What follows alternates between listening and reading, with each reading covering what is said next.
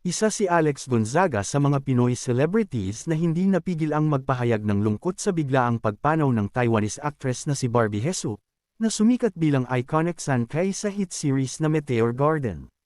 Sa kanyang Instagram story, emosyonal na ibinahagi ni Alex ang kanyang reaksyon sa balitang ikinagulat ng maraming fan sa buong mundo.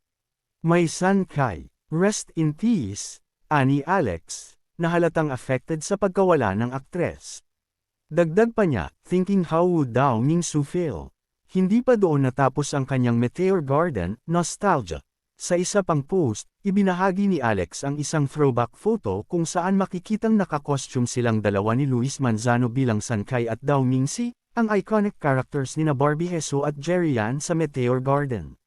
Sa caption, ibinahagi ni Alex kung gaano siya ka-obsessed sa sikat na serye. My obsession with Meteor Garden is real, aniya. Pero syempre, hindi mawawala ang kanyang signature humor. Dagdag pa niya, ikaw lang nakasira at Lucky Manzano. Marami namang fans ang naaliw at nakarelate sa post ni Alex.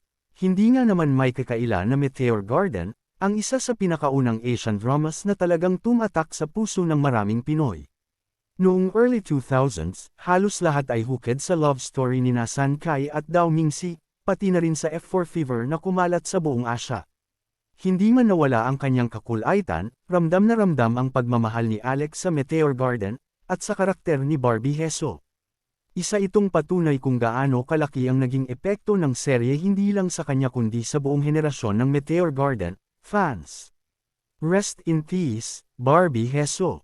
Ikaw pa rin ang ultimate Sankay sa puso ng fans, lalo na kay Alex Gonzaga. Pambukas na panaklong.